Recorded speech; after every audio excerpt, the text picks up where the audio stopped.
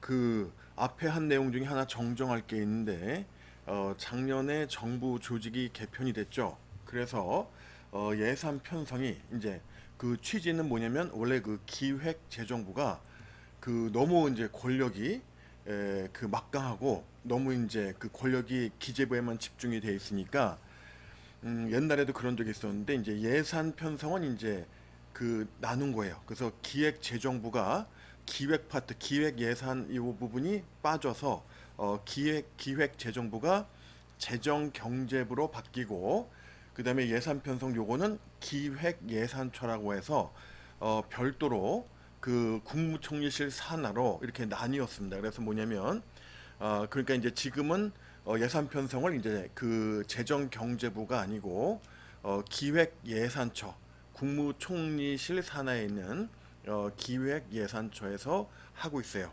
그래서 그 정부 조직법에 보면은 작년 10월에 개정한 거 여기 보면은 이제 기획재정부에서 기획 파트를 빼고 그러니까 예산 편성 이런 권한 빼고 그래서 이제 재정경제부로 하고 그리고 이제 부총리를 겸직하게 돼 있죠. 그 다음에 이제 교육부가 원래 부총리 겸직했었는데 이제 교육부 장관이 아니고 이제 과학기술정보통신부 장관이 부총리를 겸하게 해서 같은 부총리에서는 재경부 장관이 더 이제 그 선임이 되겠죠. 더 우선한다는 거죠. 그래서 여러분들 그 정부 조직법 29조 1항에 나오는 1호부터 이 19호까지 있잖아요. 이게 이제 뭐냐면 국무총리 그 다음에 이제 국무위원들 이게 서열 순서예요. 그래서 재정경제부 장관이 이제 부총리 겸하고 과기정보통신부 장관보다도 이제 같은 부총리급이지만 겸직하지만 요게 또 위여서 재경부 장관이 장관 중에는 이제 제일 그 상급 그 서열이 앞서고 그 대통령 국무총리 재정경제부 장관 및 부총리 그 다음이 이제 역시 부총리이기 때문에 겸직하기 때문에 과학기술정보통신부 장관 및 이제 부총리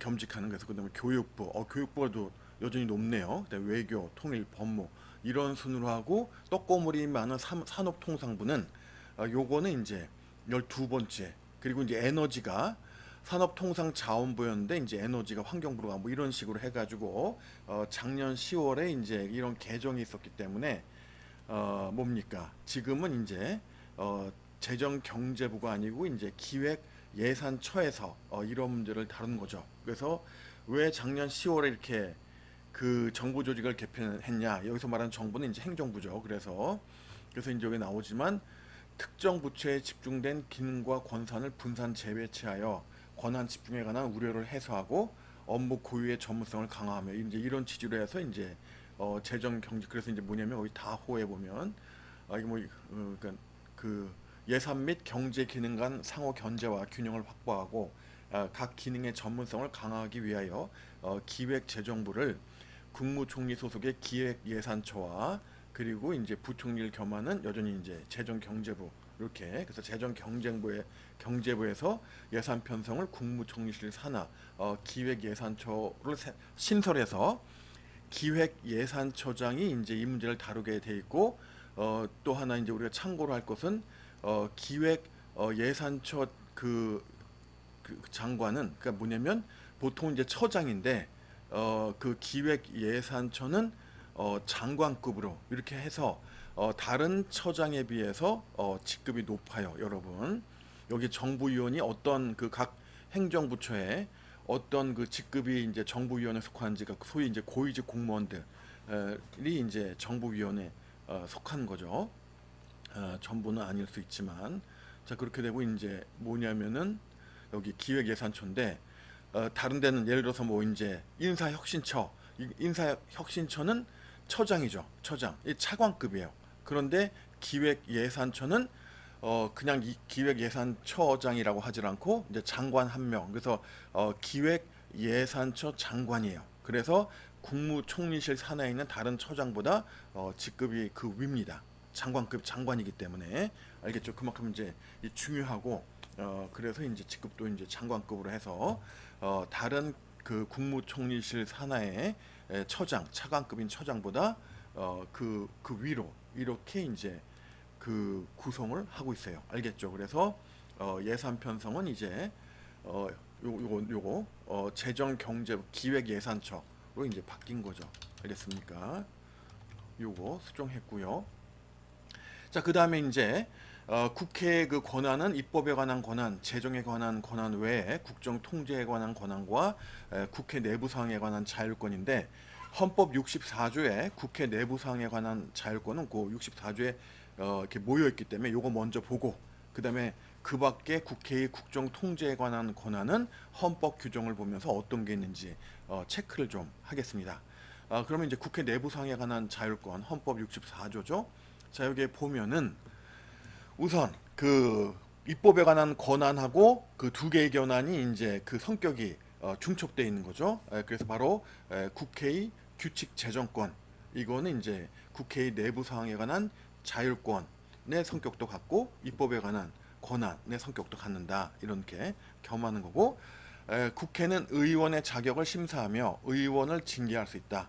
그러니까 국회의원이 국회의원으로서의 적절한 자격을 갖고 있냐, 만약에 적절한 그 자격이 결여돼 있다 그러면은 면직돼요, 국회의원도. 그 다음에 징계할 수도 있어요, 징계. 그리고 이제 국회의원 제명할 수 있는데, 제명할 때는 국회 제적의원 3분의 2 이상의 찬성이 있어야 되는데, 우리가 지난번에 뭐라고 했습니까? 국회에서의 의결 정족수는 헌법이나 법률에 다른 규정이 없으면 그 국회 제적의원 과반수의 출석과 출석의원 과반수의 찬성으로 결정한다. 가부 동수일 때는 부결된 것으로 본다. 이런 그 취지의 헌법 규정이 있었잖아요. 그런데 여기 이제 특별한 규정이 있으니까, 이렇게 헌법에 특별한 규정이 있으니까 요 규정에 따라야 되겠죠. 그래서 지금 얘기하려는 것은 뭐냐면, 국회의 의결 정족수 중에 가장 가중된, 그러니까 그만큼 엄격한 요건이 바로 국회 제적의원 3분의 2 이상의 찬성이 필요한 이러한 경우예요. 이러한 경우는 크게 세 가지 경우가 있는데, 그 중에 하나가 바로 이렇게 국회의원을 제명하는 이런 결정이고, 그 다음에 국회의원의 자격심사나 징계에 대해서 국회법의 다양한 징계 유형과 절차, 그 요건이 규정되어 있는데, 의원의 자격이 그 국회의원으로서의 자격이 그 결여되어 있다, 이런 결정은 제명의 경우랑 동일하게, 왜냐면 면직되기 때문에 동일하게 국회 제적의원 3분의 2 이상의 찬성이 필요하다고 국회법에 규정이 되어 있어요. 그래서 이게 하나고, 또 하나는 여러분이 잘 아는 대통령에 대한 탄핵 소추를 의결하는 이러한 국회의 결정도 다른 탄핵 대상 공무원과 달리 뭡니까? 국회 제적의원 3분의 2 이상의 찬성이 필요하고, 이게 두 번째. 마지막 세 번째는 헌법 개정안을 국회에서 의결할 때 역시 국회 제적의원 3분의 2 이상의 찬성이 필요해요. 그래서 이러한 요건을 갖추기는 매우 어렵다.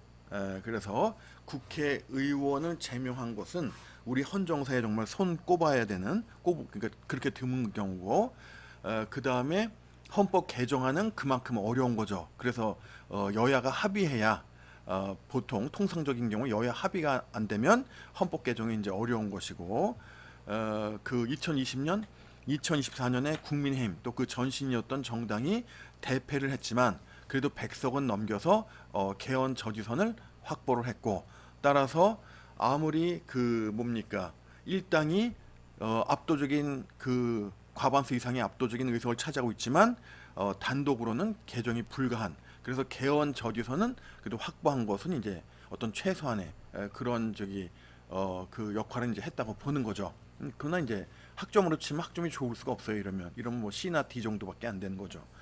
그 다음에 그래서 이제 여야 합의가 안 되면 사실 헌법 개정이 어려운 거고, 그 다음에 대통령을 탄핵하는 결정이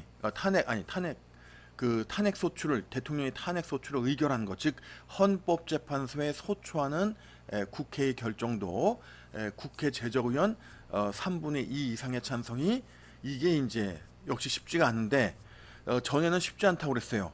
그런데 뭡니까, 최근 한 21세기에 들어와서 세 번이나, 그 전에는 정말 유례를 찾기가 힘들었는데 세 번이나 이런 일이 생겼던 거죠. 그리고 세 번 중에 두 번은 헌법재판소가 탄핵을 인용했단 말이에요. 그래서 두 명의 대통령이 탄핵 결정에 따라서 헌법재판소가 탄핵을 인용해서 면직이 됐잖아요. 정말 이런 일은 그 정말 그 매우 드문 일인데 드물다는 표현이 무색할 정도로 최근에 그런 경우가 잦았다는 겁니다. 그래서 그런 거고, 그래서 그만큼 원래는 이제 이론상으로 매우 어려운 경우죠. 이거는 일어나기가. 자, 그리고 또 중요한 게 있어요. 이게 이제 국회의 내부상에 대한 그 자율권이죠. 여기인데 이제 지금 우리가 규칙제정권, 의원의 자격심사 및 징계, 그다음에 예를 들어 국회의원이 품위를 훼손했다, 이런 것도 이제 징계 대상이 될 수 있죠. 근데 이건 이제 국회 내에서 하는 거예요. 국회가 아닌 다른 국가기관은 이제 이런 거 할 수가 없는 거고, 국회 내에서 하는 거고, 그다음에 제명에 대한 규정 있죠. 그다음에 중요한 거 있어요. 바로 사항입니다. 제2항과 제3항의 처분에 대하여는 법원에 제소할 수 없다. 이 말의 뜻이 뭘까요? 이런 제명 결정이라든가 징계라든가 자격 심사에 대한 국회의 결정에 대해서 법원에서 다툴 수 없고, 국회 내에서 그러한 결정을 하면은 그것이 최종적이라는 거예요. 알겠습니까? 그래서 사법심사의 대상이 아니라는 점입니다. 알겠죠? 그러니까 국회의 내부상에 대한 자율권, 이 자율권의 의미가 무엇인지를 다시 한번 또 확인시켜주는, 이 자율권의 특성을 보여주는 그런 예라고 볼 수가 있겠죠. 그래서 우리가 이제 국회의 권한 네 번째 것도 우리가 다 얘기를 했고, 이제 마지막은 국정 통제에 관한 권한. 지금 얘기한 거 외에 권한들은 다 국정 통제에 관한 권한이라고 볼 수가 있겠죠. 그래서 어떠한 것이 있는지 이제 한번 좀 보겠습니다. 자, 보면은 여기는 뭐 국회의 구성과 회기, 또 그 국회의 그 운영에 관한 그런 원칙들이 이렇게 나오잖아요. 나오고, 그 다음에 이제 재정에 대한 권한이 뭡니까? 그다음에 입법권에 관한 권한 나오고, 그다음에 이제 재정에 관한 여기 입법 절차, 그다음에 이제 이어서 재정에 관한 권한이 쭉 나오죠. 54조. 이거 우리 용어 한번 볼까요? 자, 54조. 이걸 이제 본 예산이라고 이제 보통 표현을 해요. 그러니까 이제 매년 다음 회계년도에 예산을 갖다가 국회에서 심의 의결하죠. 그런데 뭐 추가 경정 예산안도 있고, 그다음에 뭐 그러니까 추가 경정 예산안 요런 표현과 구분하기 위해서 요런 그 뭡니까? 내년도 이런 그 정기 예산안을 보통 본 예산이라고 해서 추가 경정 예산안하고 구분을 한다. 알겠습니까? 왜냐면 예산이라고 그러면 그 모든 종류의 예산이 다 의미하는 것이 될 수도 있기 때문에, 그 다른 그러니까 추가 경정 예산안 이런 다른 유형의 예산안과 구분하기 위해서 본 예산이라고 한다는 거. 그 다음에 이제 54조 3항 준 예산에 대해서 여기 나오죠. 준 예산 세 가지 경우 우리가 지난 시간에 봤고, 그 다음에 이건 계속비 한 회견은 넘어. 그다음에 예비비는 총액으로 국회 의결을 얻어야 한다. 다시 한번 얘기하면 세목이 없다는 거예요. 어떤 항목으로 지출한다, 이러한 그 세부적인 예산을 지출할 그 계획인 그런 그 항목이 예산 항목 없이 그냥 총액으로 일정 비율을 이제 승인 받아서 예산을 확보한 다음에, 그 다음에 지출하고는 그 다음 국회에서 뭡니까? 어떤 항목으로 얼마를 썼는지 이런 것들이 적절한지, 위법 부당하진 않은지 이런 걸 이제 국회에서 이제 심의해서 승인을 얻는 거죠. 그렇게 되는 거고, 그다음에 정부는 예산안에 변경을 가할 필요가 있는 경우에 추가 경정 예산안을 편성하여 국회에 제출할 수 있다. 이렇게만 되어 있는데, 이때에도 국회의 승인 또는 국회 의결을 얻어야 되는 거죠. 그래서 이게 추가 경정 예산안인데, 이거는 두 가지 형태의 예산안을 합해서 부르는 명칭이라고 그래요. 그래서 추가 예산안, 그러니까 이제 뭐냐면은 기존의 본 예산에 더해서 뭡니까? 추가적으로 예산을 더 투입하는 이런 추가 예산안, 그러니까 이제 예산이 늘어나는 거죠. 그 다음에 이제 경정 예산안은 예산의 그런 어떤 그 항목과 할당된 금액을 이제 조정을 하는 거죠. 요거는 이제 수정하는 거. 그래서 이제 추가 경정 예산안은 추가 예산안과 경정 예산안을 합해서 얘기하는 것인데, 이것도 이제 국회 예산안이기 때문에 국회 의결을 이제 그 심의 의결을 거쳐야 되는 것이고, 알겠죠? 그다음에 이게 중요한 얘기 안 했군요. 지난 시간에. 자, 이 57조가 내가 전에도 얘기했지만 그 뭐냐면 실체적인 권리 의무, 응? 이것만 중요한 게 아니라고 했잖아요. 이 절차적인 요런 것들 여기에 뭐 완전히 이게 절차적이다라고 그 뭐 실체적인 측면이 뭐 없다 이렇게 얘기할 수는 없겠지만 요런 거 요런 게 아주 그 견제와 균형의 원리에서 중요한 역할을 한 겁니다. 이걸 내가 설명 안 했으니까 지금 할게요. 57조에 뭐라고 되어 있냐면 국회는 정부의 동의 없이 정부가 제출한 지출 예산 각 항의 금액을 증가하거나 새 비목을 설치할 수 없다. 요게 아주 중요한 규정인데 실제로 국회에서 예산안을 심의 의결할 때 매우 중요한 그, 그, 뭡니까 힘의 균형을 그러니까 유지하는 중요한 그 헌법 규정인데 자 예산 편성 어디서 해요? 그 각 부처의 예산 요구서를 취합해 가지고 그거를 토대로 해서 이제 정부 내 기획예산처에서 이제는 예산안을 편성해서 이제 그 국회로 보내는 거 아니에요. 그럼 국회에서는 그 예산안을 심의해서 최종적으로 이제 의결 확정짓는데 이때 그 각 항목으로 편성된 그 예산을 줄이는 거는 국회가 단독으로 할 수 있어요. 그런데 그 금액을 늘리는 거는 정부의 동의 없이 불가. 알겠습니까? 그리고 정부가 그 보낸 예산안에 없는 새로운 비목 설치도 정부의 동의 없이는 불가. 이게 정부와 국회 간에 어떤 그 역할을 하냐면 자 국회의원의 입장에서는 정부에서 편성한 예산안이 예를 들어 어떤 항목이 과다 계상되어 있다.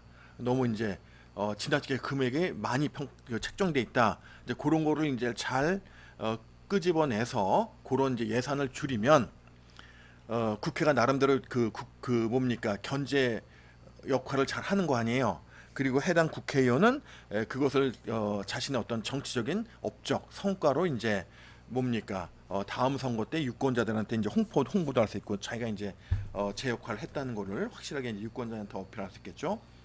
그런데 국회의원의 입장에서는 이런 그 정부 예산안에 그 예산을 잘 세밀하게 잘 따져봐서 불합리하게 과다 계상되거나 이런 거를 예산안을 깎는 것도 중요하지만 특히 지역구 국회의원의 경우에는 이제 지역구를 관리를 잘 해야 되는데 각 지역마다 민원이 있다는 거예요. 민원사항. 예를 들어서 뭐 여기 가로등을 설치해야 된다든가 또는 뭐 상수도가 이제 노후화돼 가서 새로 뭐 교체를 해야 된다든가 이런 거는 또 해당 지역구에 예산이 편성되어야 되는 부분이라는 거죠.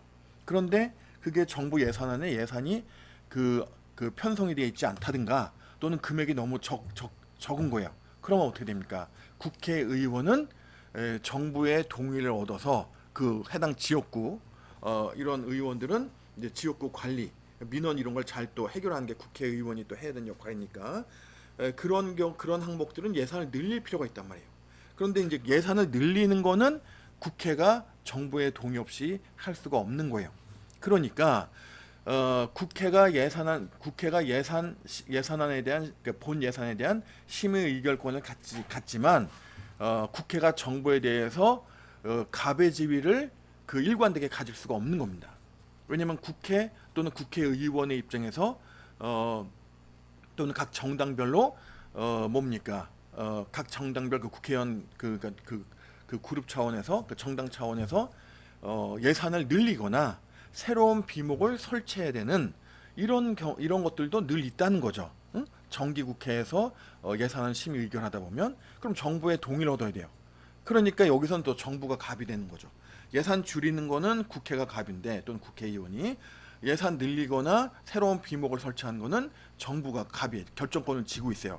그래서 이제 서로가 뭡니까 이런 그 주도권을 일부는 갖고 또 일부는 상대가 갖고 있기 때문에 이게 서로 이제 뭡니까 그 예산 심의과 절차 예산 심의 의결 과정에서 서로 이제 이런 거를 어떻게 좀 조정을 하게 되죠. 그래서 그러다 보면 서로가 이제 대화 타협을 통해서 어느 정도 수준의 예산안이 만들어지는 겁니다. 그래서 기존 예산안에서 어떤 거는 예산이 삭감되거나 아예 뭐 그 비목이 없어질 수도 쉽지는 않겠지만 그럴 수도 하여튼 예산 줄이는 거 이런 거는 뭐 흔하고 그 다음에 이제 새로운 비목이 추가되거나 항목이 그러니까 그 다음에 예산이 증액되는 이런 것들이 섞여 있게 되는 겁니다. 그래서 57조 알겠습니까? 비록 국회가 본 예산에 대한 심의 의결권을 갖지만 국회가 정부에 대해서 영원히 갑일 수는 없는 것이 이 과정에서 예산을 증액하거나 새로운 비목을 설치할 이런 필요가 있는 그런 또 사항들이 있기 때문에 정부의 동의가 필요하고 서로가 이제 그 대화 타협을 통해서 합의되는 그런 그러니까 적정선의 그런 예산안이 통과되게 되는 겁니다. 알겠죠? 이거를 설명을 못했는 이거 중요한 겁니다, 실제로. 그 다음에 이제 예산안이 아니어도 국채를 모집하거나 예산 외에 국가의 부담이 될 계약을 체결하려 할 때는 역시 정부는 미리 국회의 의결을 얻어야 됩니다. 알겠죠? 그리고 이제 조세 법률주의. 그래서 조세의 종목과 세율은 법률로 정해야 되니까 입법권 누가 갖고 있어요? 국회가 갖고 있죠. 그러니까 이제 국회가 이런 그 조세의 종목과 세율을 이제 법률로 정하는데 이거는 입법에 관한 권한, 입법에 대한 권한과 재정에 대한 권한이 이제 중첩되는 그러한 부분이고, 하여튼 이제 국가의 어떤 그 재정적 부담이 되는 이런 것들은 다 국회의 동의가 필요하다는 겁니다. 알겠죠?